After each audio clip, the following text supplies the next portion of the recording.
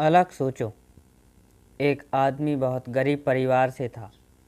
वह बहुत दिनों से नौकरी की तलाश कर रहा था, लेकिन उसे अपने शहर में नौकरी नहीं मिल पा रही थी। ऐसे में उसने दूसरे शहर में नौकरी तलाश करने का फैसला किया। उसने अगले ही दिन ट्रेन पकड़ी और दूसरे शहर की तरफ निकल गया। उसकी माँ ने एक टिफ़िन में रोटियां रख दी थीं। वह आदमी इतना गरीब था कि उसके घर में सब्जी नहीं बनती थी, क्योंकि सब्जियों के लिए पैसे नहीं थे।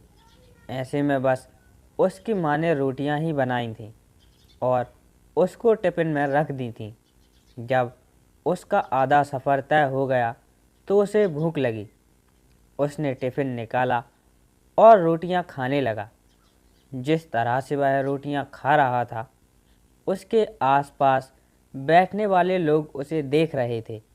वह पहले रोटी तोड़ता, फिर टिफ़िन में घुमाता जैसे कि उस टिफ़िन में सब्जी हो, फिर निवाला बनाकर अपने मुंह में डालता। ऐसा लग रहा था कि मानो रोटी के साथ सब्जी भी खा रहा हो। लोग उसे हैरान से देख रहे थे। वह ऐसा क्यों कर रहा है, उन्हें समझ नहीं आ रहा था। एक आदमी ने उससे पूछ ही लिया कि भाई, तुम्हारे पास में केवल रोटी ही है, तो तुम रोटी को घुमाकर मुंह में क्यों डाल रहे हो? उस आदमी ने जवाब दिया कि हाँ, मेरे पास केवल रोटी ही है, लेकिन इस खाली टिफ़िन में रोटी घूमकर मैं यह सोचकर खा रहा हूँ कि मैं रोटी के साथ अचार भी खा रहा हूँ। दूसरे व्यक्ति ने पूछा, क्या इससे उस आदमी को अचार का स्वाद आता है? उस आदमी ने कहा कि मैं रोटी अचार सोचकर खा रहा हूँ, तो मुझे स्वाद भी आ रहा है।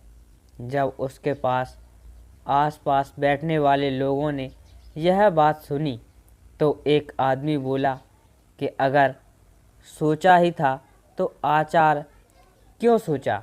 मटर पनीर या शाही पनीर सोच लेते। इस तरह तुम उन सब्जियों का भी मज़ा ले पाते।